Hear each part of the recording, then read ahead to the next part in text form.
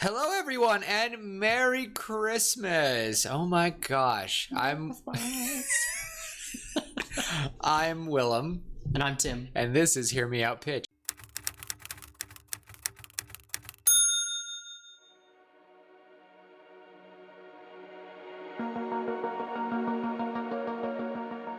And I did it backwards, so no, I didn't. That's how I usually do it, right? Okay, all right, we're good. Merry Christmas, everyone, and it is the 24th, and we are going to try, I am going to try to do the impossible and get 2 more episodes out today so that you all can enjoy this on Christmas. It is noon 30 It is noon 30 on December 24th, 2024.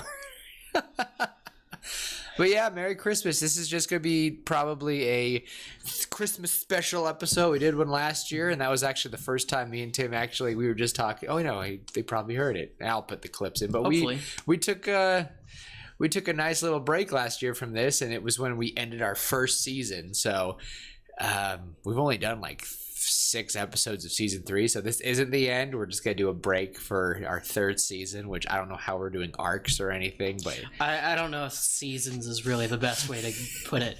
Year. We finished year 1. We're moving into year 2. We're finishing year 2. We're going into year 3. that's true. That's but crazy to me. it is Dude. that next year will be that. Yeah, we're gonna finish. Dang. We're almost a year and a half. It's crazy. I'm not going to talk about Happy New Year yet because we possibly might. So I'm going to say nothing in hopes that we can get a end of the year video going, and then we'll record the next day. We'll record the next day for a New Year video. We'll make up. We're starting now. We're going to start. We'll see what happens. I will personally take the blame for that. But enough of that. Enough of being kind of negative. It is a Christmas time. And Indeed. Tim, for what you guys will see, you guys are going to have a Christmas story in the last episode, but Tim was talking about how he made another one, and I love Tim's story so much that I was like, you know what? No, if you have another one ready, you're going to read it for Christmas, and maybe I'll read the one from last year, but if you, nope, you know what? Nope, I just want to focus on Tim. So, Tim, what are you reading for us?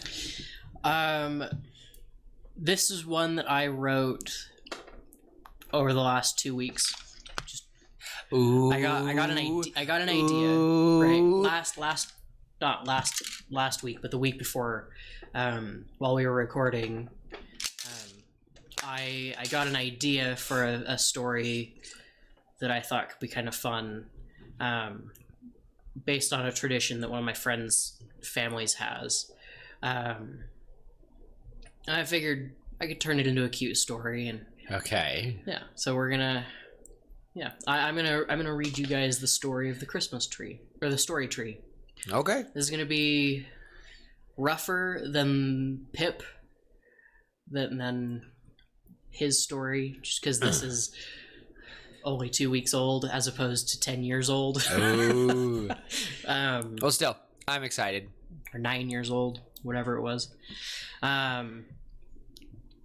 But yeah, and I went through with, I can't call it a fine-tooth comb, but I went through it with a comb. You have to start with a big comb, then a little comb, Yeah. and then a fine-tooth comb. For anyone that's seen Spaceballs.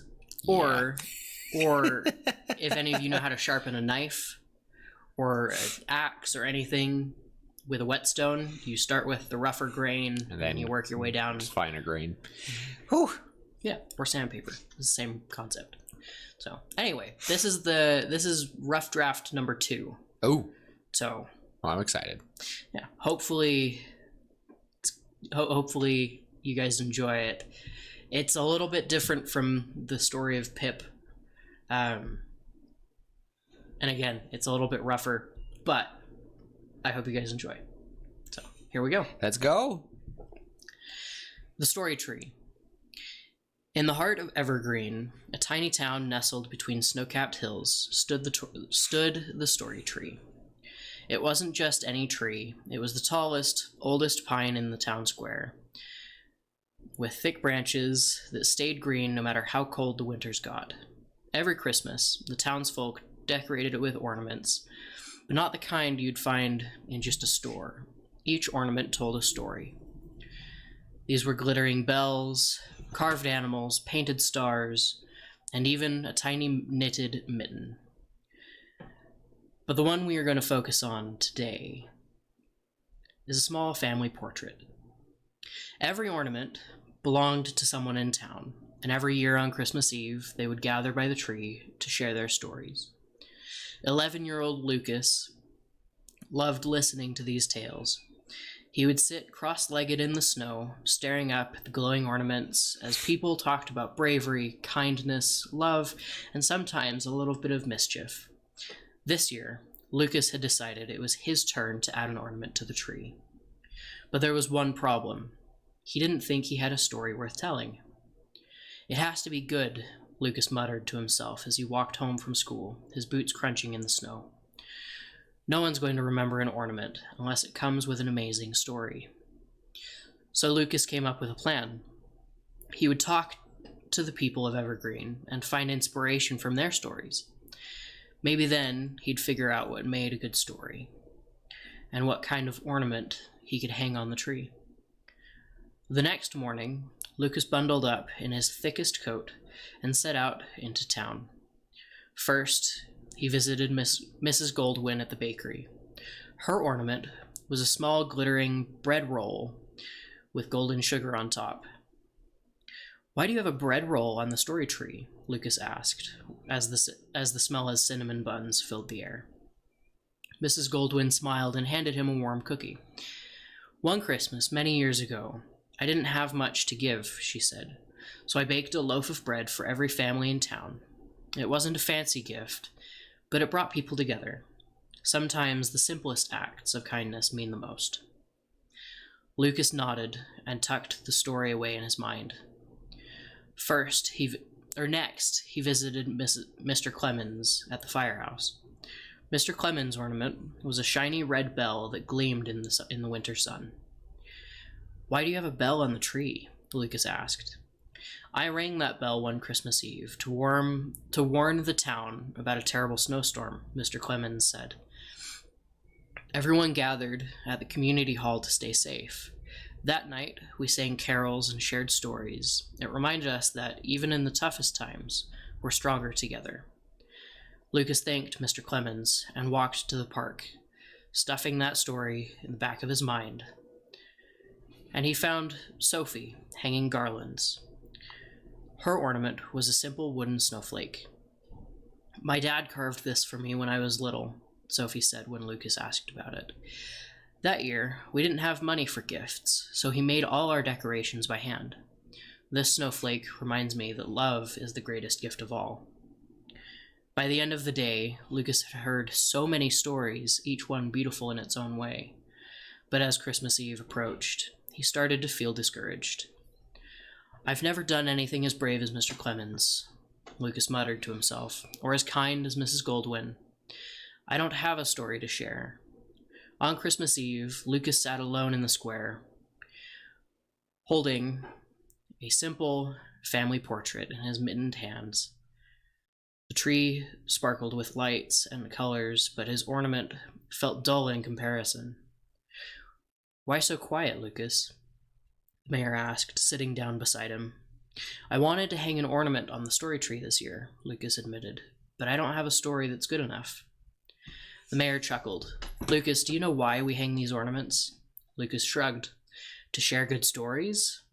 "Exactly," the mayor said. "But good stories don't have to be big or dramatic. They just have to be true. Sometimes the journey you take to find a story becomes the story itself." Lucas thought about all of the people he'd visited, all the lessons he'd learned, and slowly a smile spread across his face. He knew what to do. That night, as the townsfolk gathered around the story tree, Lucas stepped forward. His heart raced, but he took a deep breath. "I don't have one big story," he said. "But this year, I learned so many little ones. Mrs. Goldwyn taught me that kindness doesn't have to be big to matter. Mr. Clemens reminded me that community is our greatest strength. And Sophie showed me that love is the best gift of all. All of your stories became a part of me, and that's my story. Lucas hung his family portrait on the tree. This family portrait had images of every member in town.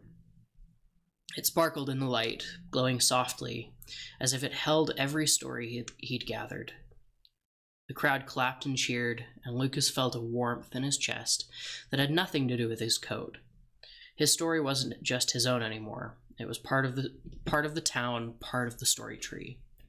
That night, the story tree stood a little taller, its branches a little fuller,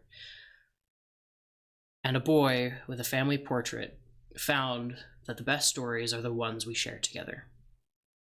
Oh, oh my goodness. That was so cute. And again, you just wrote that. I feel like I just muted my mic. No, I'm good. Okay. I was scared for a second. But that was so cute. And it gives off Christmas vibes. Every Christmas story I've read, and it just, that was wonderful. Hooray. Round of applause. I'll put a little like noise sound effect. I'll tell our editor to do that. Hey man, do that. I'm just kidding. That was cute. So where did whose tradition was this with the story tree? It's just a friend of mine. Every year for Christmas, he and his family each find something that happened that year, and they hang something that represents that on the tree. I like that. That is really cute. Yeah. Oh, man. In fact, I think this year, right now, because he just got married a few months ago. Aww. Right now, his tree it's probably just a picture of the wedding. It might be a pair of rings. I don't know. Okay. But, man, that'd be nuts if they put like a little ultrasound. You'd be like, oh my gosh. That would be a cute way to announce that. That would be. Well, Tim, I want to ask now, what would your ornament be this year? And then we'll be done. That's a good question. Honestly, my ornament would probably be something that reminds me of my new job. Oh. It's been a blast. I love it. I am enjoying this job more than I've enjoyed my other jobs, I think. The only job that might beat this current one is maybe when I worked at a scout camp. But that's because I got paid to live like a homeless person and talk to kids about why it's important to have a fire. I'm going to show you how to start a fire and you take it out quickly. That's cute. That's really cute. That's a good tradition. What would yours be? Oh wow, you got me on the spot.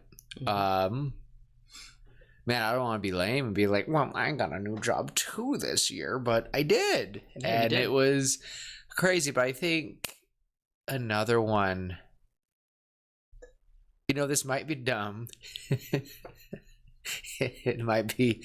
I honestly, people are like, what's an ornament? I would think I would put the little Zoltar up.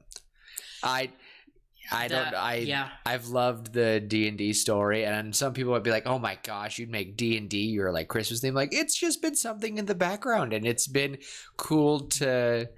I gotta say this, we play just about every week. Mm-hmm. It's been, on average, we're playing every week to every other week. I think we've played at least once a month, every week or every month. For every weekend, we've done at least probably a good quarter to a third. Yeah, that's nuts. For 52 weeks in a year, and we've done about 10 plus. Yeah, that's pretty crazy. For a D&D campaign that is not scripted or anything, and it's just between friends. Like, we're not organized like Critical Role. We're just us. The fact that we're playing just about every week is kind of nuts. But I think just for the basis of storytelling and just how my year has been, I think then this, y'all are gonna, and it's funny, you all can be screaming nerd, but nerd, I deserve it. But I think this year we've put a lot of our personal influences into these characters, and I think that my character has been a big reflection of myself, and just a few of the big, and it was so silly. I forgot what really happened, but there was just a moment where the characters won the day for the day, and it was just a wonderful feeling, and I just needed a win, and it was just, it's so silly. The new job, the new adventures. So I would say, just to looking forward to new adventures and diversity, I would put Zoltar up. I would put my little character up, because I think that to me represents what this year was like. I like it. So, well, this is just a little Christmas episode. I don't have anything. If you all are ever interested in my Christmas story I read last year, go to our Christmas season last year, our Christmas episode last year. It's a good story. It is. And it's not, I did not write it. If anyone wants to look up a cute Christmas story to read, look up Trouble in the Inn. Fabulous. It is probably one of my favorite traditions. But I think with that, I'm pretty satisfied with my care today, and I have nothing else to say except Merry Christmas to everyone, and I hope you have a wonderful holiday season with your families. Mm-hmm. What about you, Tim? I just want to echo that.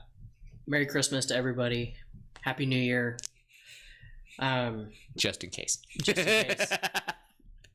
I've enjoyed doing this. This is a lot of fun.